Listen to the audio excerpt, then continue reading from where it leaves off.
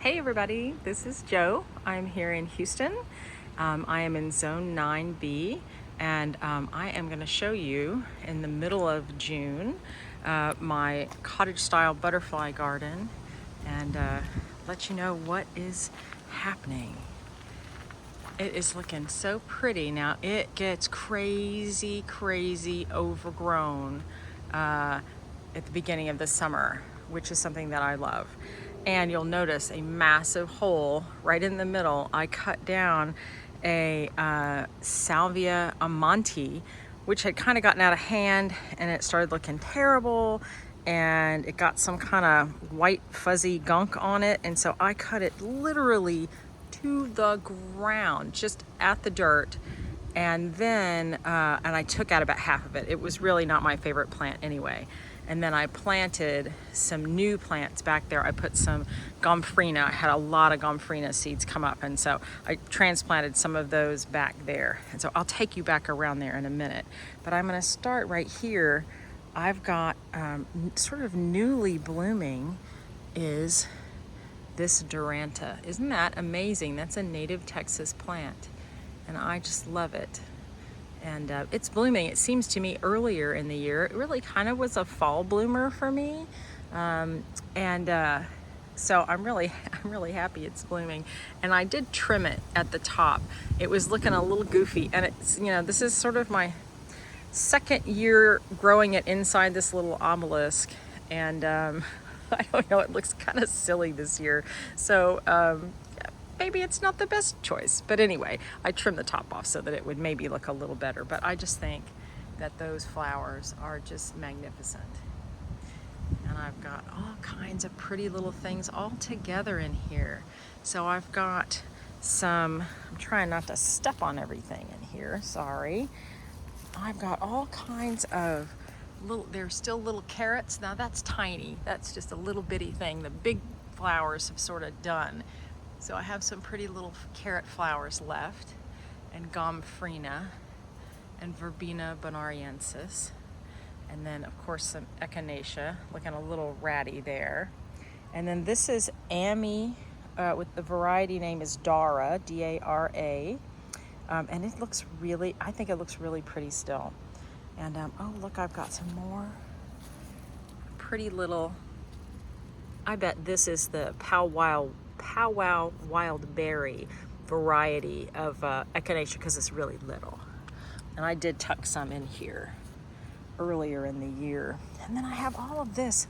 I think that this is going to be fall obedient plant. It's all come up in here, and so I'm kind of just waiting to see what becomes of it. But I think that's what that is. And then, oh my goodness, look at this incredible daylily. Isn't that amazing? And it's absolutely huge. And I had some yellow ones in here, and they've already sort of gone over. And then again, just a little combo. That's black and blue salvia that needs a Chelsea chop really badly. You can see I've got lots of spent blooms, and I'll do that very soon. And then lots and lots of fennel that I'm growing for the eastern black swallowtail butterfly caterpillars. And it's just such a showy plant in this garden, and I'm gonna grow so much more of it next year.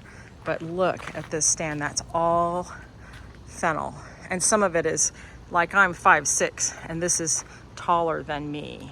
So this fennel went crazy, and this is just from seed, and I throw a whole bunch of seed in here in the spring, and just kind of see what comes up. Some of it overwinters. Some of these big chunky things will overwinter, but I throw out seeds and seeds. So in that big empty patch, I just threw a big dry seed head from this plant earlier today.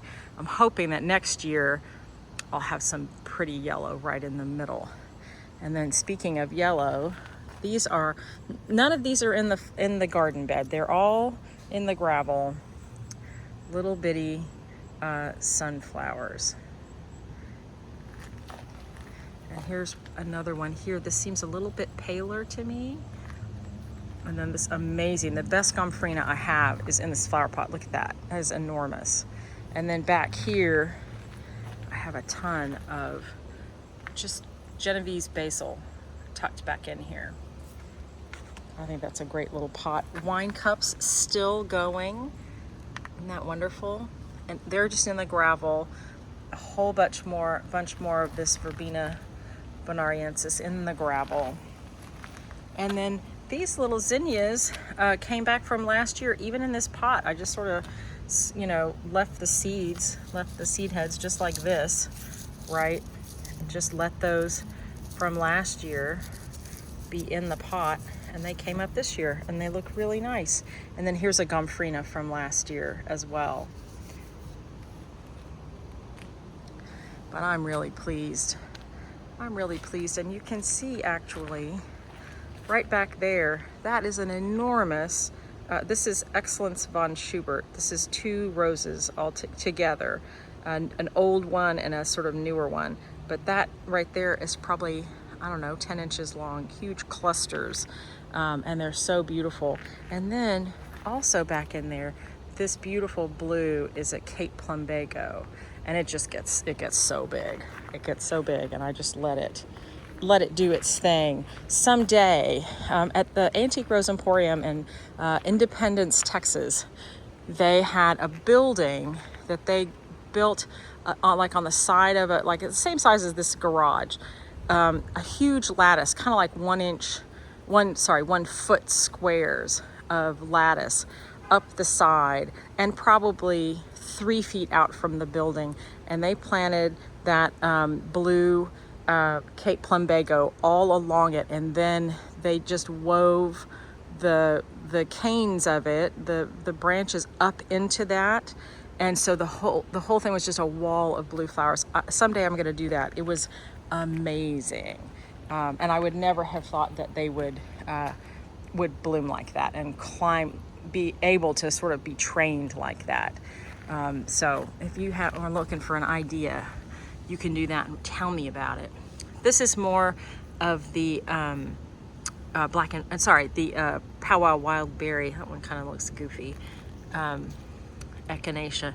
And then look, the catmint. So pretty. That's Nepeta Walker's Low. Oh, hello.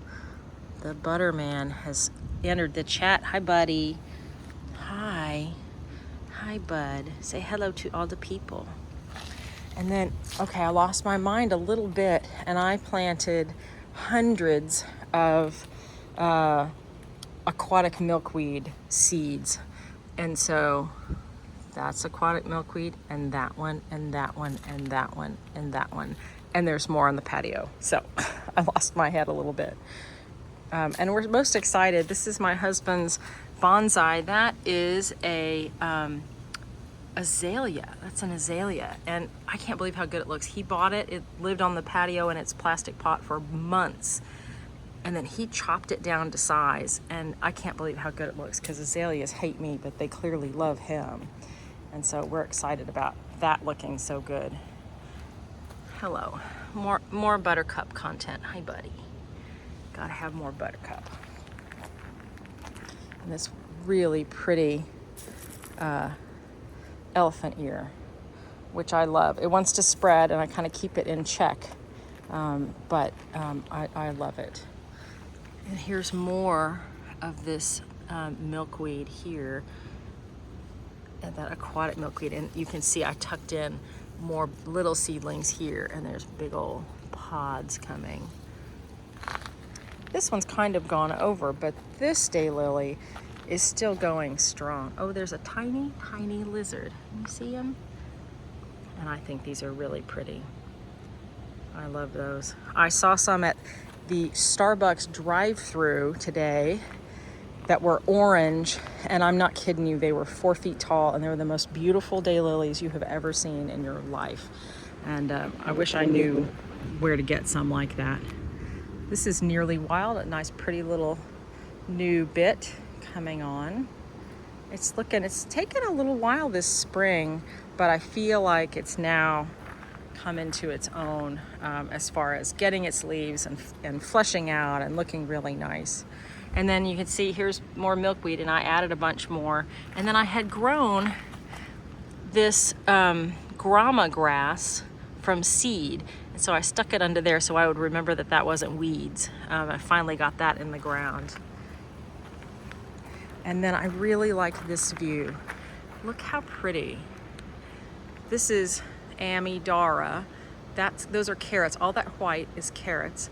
The pink is Caldwell pink rose.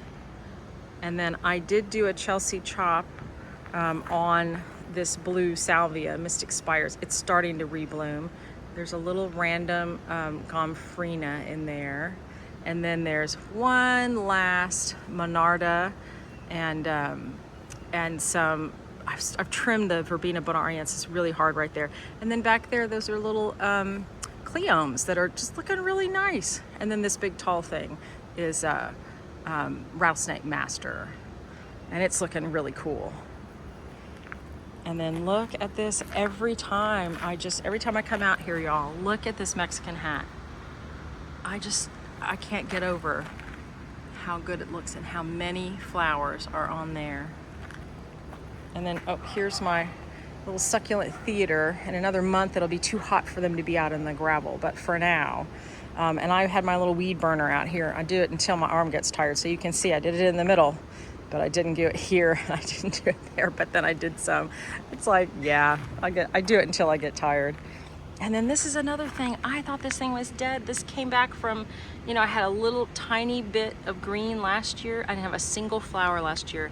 But look how good that has come back from a couple of years ago when I planted it. And this is threadleaf coreopsis, and the variety is Moonbeam. I love that. I just think it's precious. I love it so much. I'm just loving that view. And then over here, now my Texas rock rose is looking rough. It's got that kind of white gunky stuff on it also. And I'm kind of thinking about cutting it back, giving it a big Chelsea chop, but it just, I don't know, it looks pretty terrible.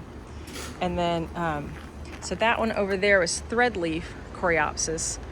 This is plains coreopsis, which planted itself here. I never planted this, it just came up in the gravel. And then this is lanceleaf coreopsis. And that's kind of the most yellow I have, are those three varieties of coreopsis. And then I have this horse herb, which is native to Texas, and I've been pulling it out as a weed. Let me show you how little that is. For years. And then I saw they were selling it at Buchanan's Native Plants, and so now I let it grow. And it's sort of, I don't know, I'm trying to keep it in check. I think it can kind of get a little bit out of hand. And this has just gone crazy. This is overgrown. It's loud over here, but this is a arrowwood viburnum back here. And pardon the noise, I'm gonna show you the coral honeysuckle. Look how pretty. Isn't that wonderful? Love it. I love it. And this little coral berry down here looks really good. It's got a lot of weedy vines in there, but I think that looks really pretty as well. So native Texas, that's a native in the front yard. That's a native oak leaf hydrangea. Those are native wood ferns. This beautiful tree is a native wax myrtle, right? Coral berries native. Coral vine, coral honeysuckle is native. And then this thing has gotten way bigger than I thought it would. I didn't read the directions very well. Arrowwood viburnum, that's native as well. And then this is inland sea oats, which is native plant. So there's a lot of Texas natives tucked around the corner. And then look, here's the rest. All of this milkweed. Now I can't figure this out, y'all. Look at the difference. I literally planted these. They were identical on the same day. And these are more yellow and smaller, and these are taller and greener. And I just don't know. Now, I did redo the soil in these, and maybe I got better soil. And that's a whole other conversation. I was alerted by a very kind viewer that Happy Frog soil conditioner, even though it does not say peat on the bag anywhere, that says that it has peat anywhere, it does have peat products, and I'm trying to help preserve the ecosystem that is a peat bog. And I'm trying to grow, look, here's Mrs. Doubtfire. Here she comes. Hi, Pumpkin. I'm trying to help preserve the peat bogs and not buy products that contain peat. And I thought I was doing a good thing with Happy Frog. Alas. And so I am trying out a new potting soil and called Coco Loco. It's made by Fox Farms, the same people that make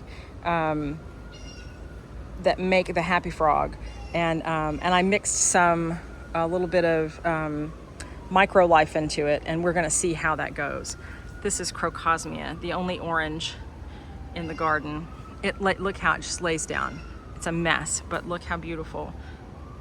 I just love it. I think it's just amazing. Little tiny little bulbs. And then the little Blackfoot daisies look so nice. And they're next to their little zinnia friends that are a little bit bigger. And a pretty cleome. I kind of like it when I clip the cleome down, the first one, and so it gets lots of flower heads sort of later in the game. There's a pretty one. And then here you can see I've cut back all the Peter's Purple Monarda. It goes over and then it just looks terrible. And so I cut it very hard, and it will just sort of disappear and have other pretty things around it. And hopefully we won't notice that there's sort of a big empty spot, but it will kind of get filled in. Here's Mystic Spires, Salvia. And I'm trying to pull out a little bit and give this Salvia some room to be purple here. And then I've got the Verbena bonariensis here and here, right? And I've got these roses. So hopefully that will sort of visually not show so much. Right now it looks pretty. There's a lot of green right here. Not a lot of flowers until you get across. But hopefully that will sort of disappear visually. And then, this is a purple hyacinth bean vine. See my fun beans? And they have pretty flowers. And then all this little stuff right here, this is Gulf Vervain. That's native. Isn't that sweet? And this is the best it's looked. And I do have it slightly, it's in a little bird cagey looking thing, and it's kind of supported, but not really. It might do even better if it was really supported. And then I jammed more milkweed new in here. And then right now I just keep, oh goodness, a very noisy bird. I keep cutting this back. This is a Salvia leucantha, Mexican bush sage, and I just keep trimming it back so that it won't get just so tall I can't handle it. Now you guys might be able to help me. There were all these seedlings with these sort of crinkly little leaves in my gravel, and I have no idea. I feel like there's something I should be growing. Like, is it hyssop? I just don't know what that is. So if you have an idea just from the leaves, if you have a thought of what that might be, let me know your guesses, because I moved them here because I was curious. So I don't know what they're going to be. And then look at this incredible, I think this is maiden grass. Look. And they're wispy and look so pretty. And then there's more carrots here. These are really going over. And more Amidara there, which I think looks really, really pretty. Mixed in with the grasses. Isn't that pretty?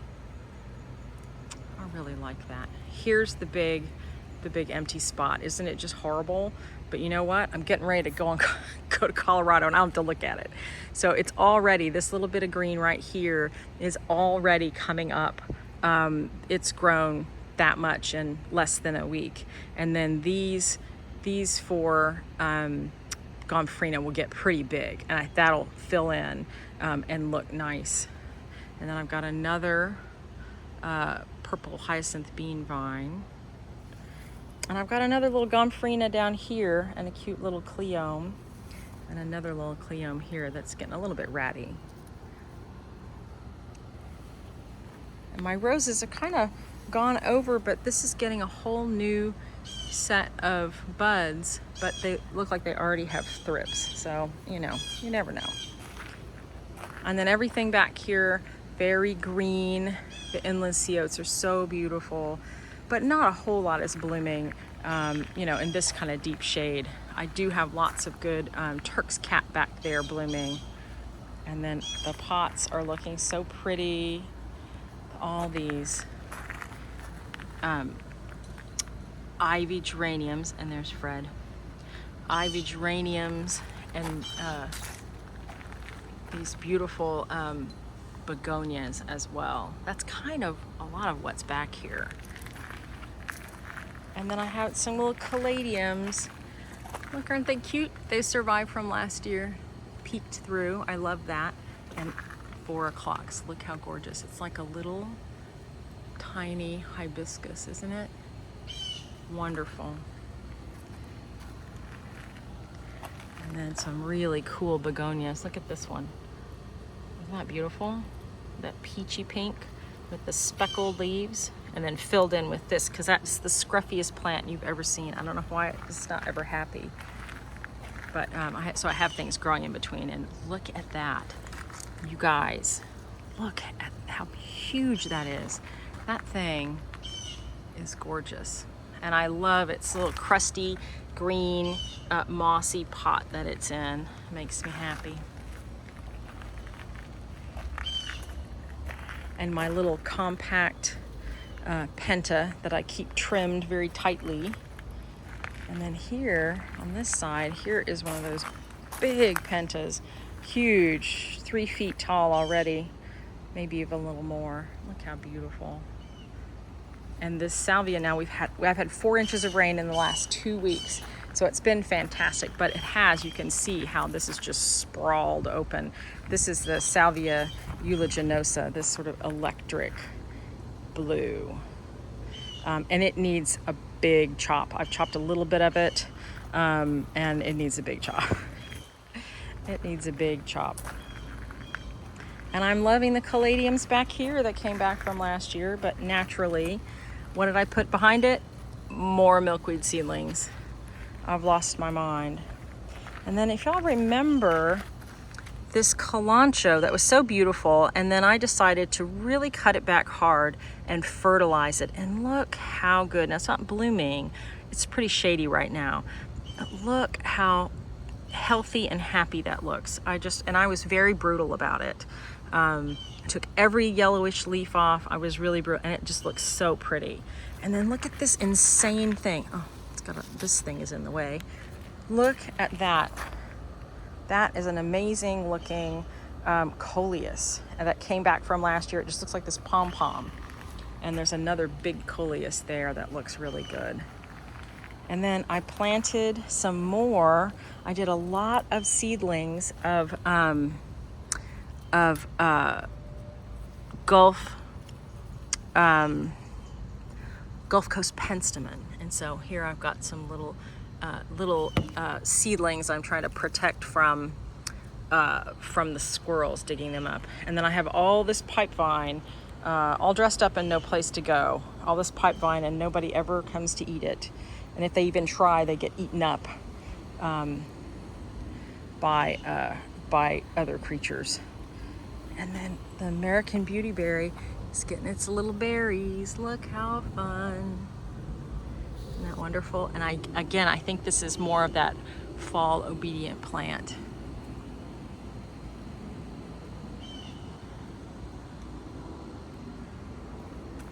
And I thought my little fern was a goner, and it's kind of come back a bit, so I'm happy about that. More beautiful geraniums. And this is Euphorbia Diamond Frost.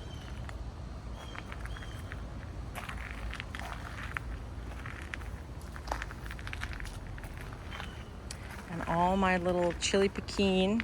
It's getting its little chilies on it. It's so fun.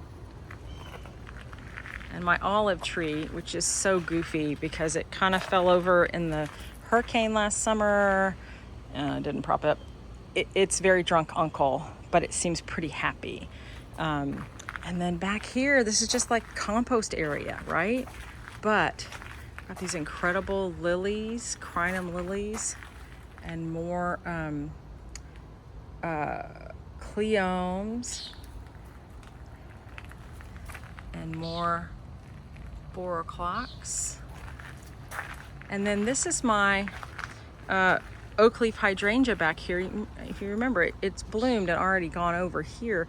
I don't know why it got big and bushy and beautiful, but it hasn't bloomed, and I don't know if I did something wrong. I know some of them they bloom on old growth, but I really thought this was a new growth one, and so I trimmed it back. So I don't know. If you have insight, I would love some insight into that. And then all of this is will bloom in the fall. This is a red fire spike. And then back here, I've got, see this Salvia uliginosa. It's just sort of, it sprawls everywhere. I've got the Amistad Salvia and another big penta, but a paler pink. Well, you guys, thanks for going on a little walk with me through the garden with my little buddies. I say goodbye to everybody. I have not answered any comments in like 10 days. I apologize for that. I promise I will write you back. I have been paddling as fast as I can towards a family reunion, which I'm hosting. And so I haven't sat down and done anything like, let me sit and answer comments. I haven't done it. So anyway, and literally as I film this, I can see my my reunion committee text messages popping up. The chat is blowing up. So anyway, I promise I'll write you guys back. You're so kind with all of your comments and all of your advice. And heaven knows gardeners have got to exchange wisdom. I hope you guys have a great week. I hope your summer has started off wonderfully. And I can't wait to hear what's going on in your garden. Y'all take care. Bye-bye.